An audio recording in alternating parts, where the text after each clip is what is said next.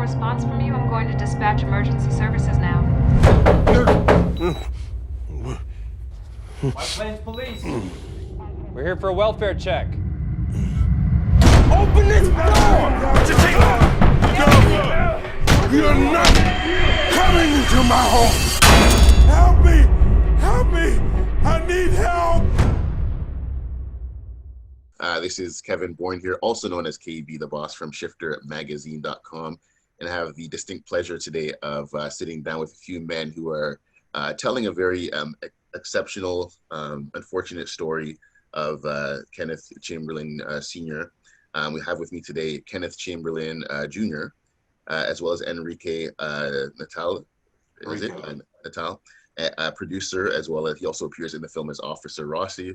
And we also have David Medell, who is the screenwriter for this film. So thank you guys for joining us. Thanks for having me. So first question, and anybody can kind of interject and answer this one. So take me through how Kenneth Chamberlain's story went from kind of being this real life story of police brutality and how it actually how it came through to actually becoming a film that we're seeing on the big screen. Several years ago, I was doing some research and just speaking to a number of people who we were talking about these issues of systemic racism and police brutality and institutional discrimination in law enforcement. It's been a topic of national conversation in the U.S. for a while. It's certainly taken on a new importance over the last few months, but it has been a topic of conversation, nationally for a while. And I came across Kenneth Chamberlain Sr.'s case, and I hadn't heard the name Kenneth Chamberlain Sr. before. The way that we knew names like Freddie Gray and Tamir Rice and Laquan McDonald. Kenneth Chamberlain Sr. was not a name that I recognized, and the more research that I did on it, the more it resonated personally with me because of some of the work that I've done in crisis management. And it was very clear from reading about the case that that the events that led to his death were a crisis. It was a crisis situation, and these police officers were terribly, terribly misguided and uneducated about how to approach a crisis situation like this and resolve it safely and smoothly. So I decided to reach out to Kenneth Chamberlain Jr., and we just kind of started a conversation about what happened and the incredible work that Kenneth has done since his father's death to bring awareness to these types of issues and to pursue justice for his father. And it just kind of snowballed from there. I kind of explained what I do and what my background and expertise is, and we just kind of started working on developing this story together. And Kenneth has been involved since the very beginning of drafts of the script through the shooting of the film, through watching different cuts as we were in the editing process and all those kinds of things. Kenneth, I think I got most of it. That's feel free to add anything. Yeah, I think you nailed it. I don't think there's anything else that I really need to add to that. That's about the story. Now, Kenneth, David kind of alluded to some of the work that you've been doing when it comes to your father's case. Seeing that this happened, back in 2011, and right now we're kind of still dealing with George Floyd and Breonna Taylor 9 years later. What are some of your thoughts just on, just generally speaking, what's been happening kind of in our world right now, just when it comes to some of these similar cases? Anytime I look in the news and I see any type of police misconduct, brutality, or criminality, it will always bring me back to November 19, 2011, when my father was killed. And it does that because I know that for the most part, even when evidence suggests that these officers committed wrongdoing, that there should be some type of indictments or criminal charges, more times than not, they just slip it under a rug or sweep it under the rug and try to act as if the victim was a suspect. You know, even when you look at the Breonna Taylor situation, they try to say her boyfriend fired first. I don't know their neighborhood. I don't know where they live, but I would just simply say this. Imagine being in your home, sleep, and all of a sudden you just hear a loud commotion and people busting into your home. Most people who have weapons will probably go for their weapon at that point in time because they don't know what's going on. I don't know the particulars. I don't know Kentucky law, but to just charge these officers with wanted endangerment for firing into a neighbor's apartment, it's just absolutely ridiculous. I have not yet been able to listen to the transcript yet from the grand jury proceeding, but more times than not, I'm pretty sure that I don't really believe that the prosecutor even really put anything on the table for the grand jury to even consider a manslaughter charge or a criminally negligent homicide charge or anything like that. Mm-hmm. So, you know, I'm just out there and I just do this work. I'm out there. I like to say that I'm a hero to some, troublemaker to others. And I say it all depends on what side of the fence you're standing on. But the work that I do, I like to call it good trouble, you know, because I'm trying to wake you up, to help put mechanisms in place so no other family has to deal with what my family's been. Mm-hmm. Now, these particular cases of, say, the George Floyds and the Breonna Taylors, you know, do these cases make you want to fight even more when it comes to, you know, whether it's getting justice for your father, and also maybe just let us know about some of the work you have been doing aside from just the film when it comes to, you know, telling your father's story and getting that sense of justice. Well, it most certainly makes me want to fight, but each family is different because everyone is not, I guess for lack of a better way of saying it, as strong as I am, or maybe doesn't have the support system that I have, where people check in with me. How are you feeling? Are you okay? Do you need any help? How can we help you? You know, when these situations happen, sometimes it's almost like people will begin to distance themselves from you because they don't really understand what this fight is about. And families like mine don't ask for sympathy. We just ask for empathy. We ask that you connect with us. We ask that you try to understand what it is that we're going through.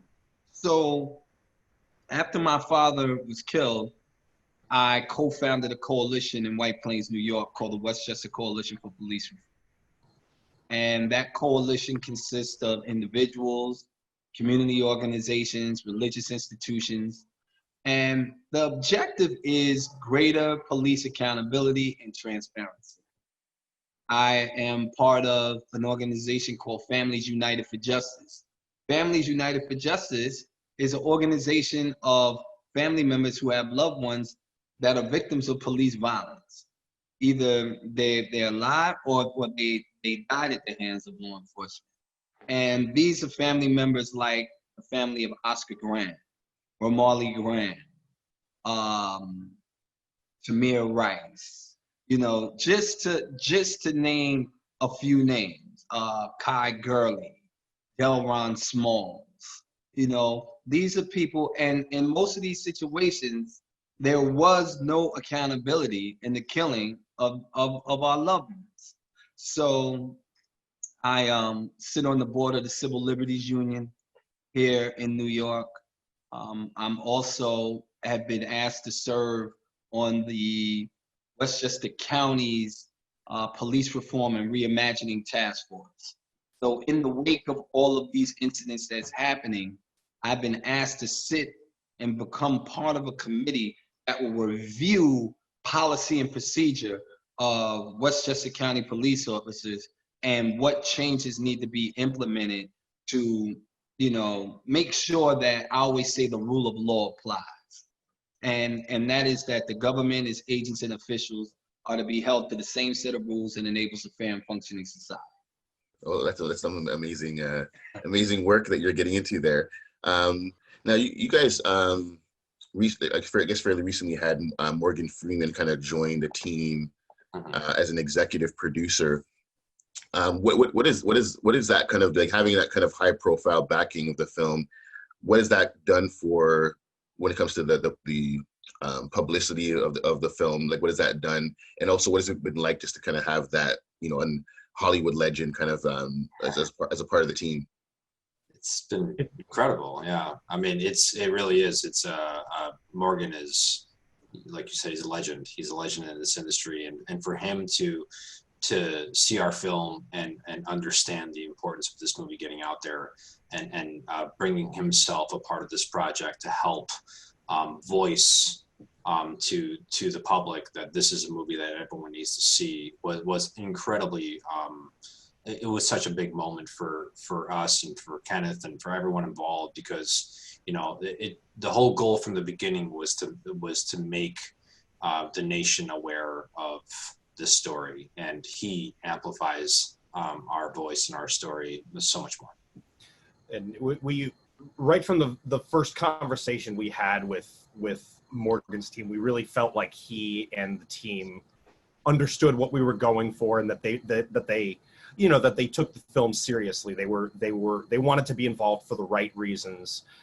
They were really, really passionate about getting the message out there and starting a conversation about, you know, some of what's being discussed right now, for everything from, you know, what went wrong in this particular situation to, you know, the hashtags like defund the police, having a, you know, how do we move those conversations forward in a productive way? Because, you know, even something like defund the police has become a very controversial, it's become a very controversial issue. And I think that, you know, there's a lot of preconceptions and misconceptions that people have about, you know, what that hashtag means and what the intention of it is. And I think that, you know, they, right from the first conversation we had with them, they spoke really passionately about the film and really passionately about wanting to get the message of this film out there and push this conversation forward. And Kenneth, you know, as this film is being seen by more and more people, like, what's the you know, as the son of Kenneth Chamberlain, what's the outcome that you're hoping for as more and more people get a chance to see this film? Well, I always say, and David and Enrico can attest to this, that I always say, if nothing else, I want this film to be a teaching tool of what not to do. Because you see where things went wrong from the very beginning, and then we know what the outcome. Like Enrico was saying in some of the interviews, the name of the movie is The Killing of Kenneth Chamberlain. So you know he's going to die. So you're looking at everything that's happened from the beginning all the way up into the end. And yes, we can all sit back and play Monday morning quarterback. You know, so this is why when people look at this, I want people to say, wow, that's not the way a police officer is supposed to conduct themselves, or why would they engage him like this? Or why would they deal with him like that? And to me, you know, I'm not an expert on making films, but to me, I feel like that's what a film is supposed to do. It's supposed to examine ideas that interest us, our personal struggles, things of that nature, where people can look at it and they can identify, or they can say, wow, Kenneth Chamberlain Sr. could have been me, or could have been my dad, or, you know, could have been someone I loved. And then I always tell people at the end of the movie, I think the movie is powerful in of itself, but I think the end is what really grabs everybody, where they can tell you the same thing. There's not a dry eye in the room when this movie ends. You know, it's just not. And I don't care how tough you are. I don't care how strong you are. I don't care how composed you are. There's no way you can look at this film and not be impacted. There's no way. If you're not impacted by this, then you're not human. That's all I can say. You're just not. One of the interesting reactions that we've gotten, you know, we have the film and the film plays out, and then at the end of, after the official, I guess, quote unquote film is finished, we have about a 3-minute documentary that shows we play some of the audio that was recorded during this incident. We play some of the video that was recorded and some of the actual life aid calls that were recorded from the monitoring company, which is also portrayed in the film. But you know, one of the interesting reactions that we've gotten is that people have told us after sitting through this film, they had a sense that maybe, you know, maybe some of the things that the police officers did in the film were, you know, Hollywood exaggeration, hyperbole, just put in for dramatic purposes, those kinds of things. But the documentary at the end, where we actually play the audio and video, really, really drive it home that we did not exaggerate this. And you know, the aspects of the officers' actions that have seemed the most outlandish at first are actually the portions of the documentary that people hear and see, and it really drives home. No, they actually did, you know, they actually did say this to him, and they actually did do this to his door, and you know, they you know, those kinds of things. So it's been interesting, you know, speaking with people after having seen the film, that they are, you know, aside from being heartbroken and traumatized in a way from watching the film, they are just absolutely shocked that police officers could treat somebody in this way. Mm. Okay, I think that this question that I didn't plan on asking, but just based on what David had said, are you know, have you been able to even find, you know, a sense of forgiveness when it comes to what these particular, you know, officers have done, or is it still kind of feel a bit fresh? Well, I'll say this. This November will make 9 years since my father was killed. And I tell people that 9 years later, I still have not mourned my father's death, because I have not had time to do that. You know, I sit with the feelings sometimes, but most times I'm so busy out there doing the work that I don't have time to sit down and really sit with those feelings about the fact that you killed my father. Mm-hmm. Sometimes it'll hit me, you know, and I tell people, you know, there's those, people will talk about sometimes, you know, they talk about that late night cry, they say, that, you know, when you're all alone and you're in your room and, you know, and you're laying there and you're in your thoughts and the tears are coming down because you can't understand certain things. But what I tell people, for me, it's the early morning cry. It's the one where I have to get up, I have to get myself together, I have to go out the door, I have to work because I have to provide for my family. I have to go out here and help other families who are dealing with the same types of tragedies, who may not know how to deal with certain things. So when you talk about forgiveness, I can't honestly say that I have forgiven the officers that are involved in the killing of my father. I will say that I don't let it take space in my head to stop me from doing the work that I need to do. But, you know, I am man enough to tell you right now, there will be no hugs.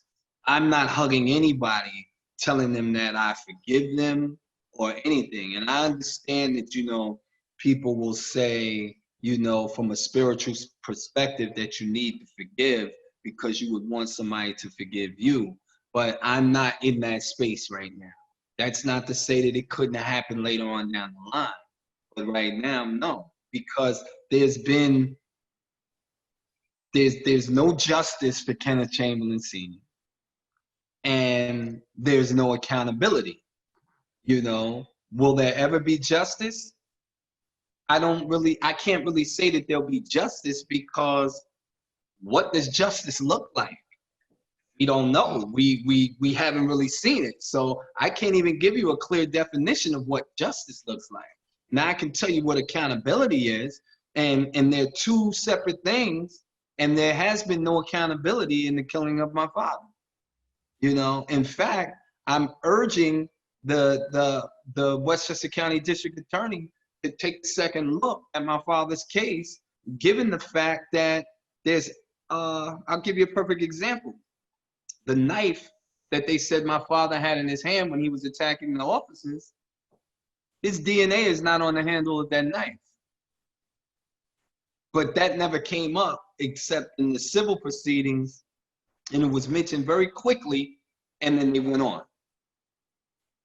So I always tell people, shouldn't a light go on in your head and say, wow, well, if his DNA is not on the handle of the knife, whose DNA is it?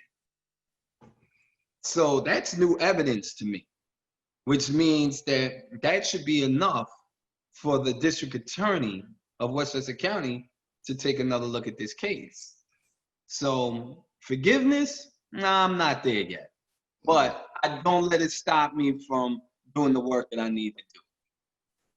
Definitely.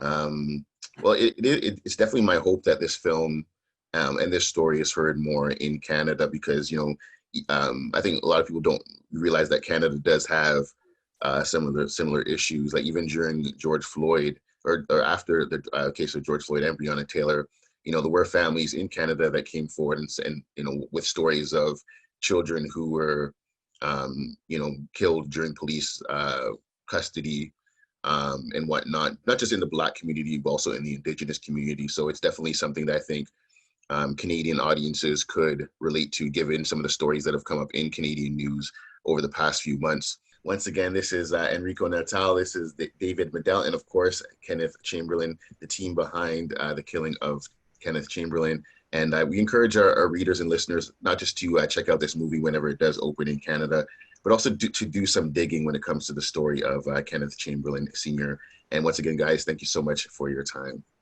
Thanks for having us. Thank you For having us.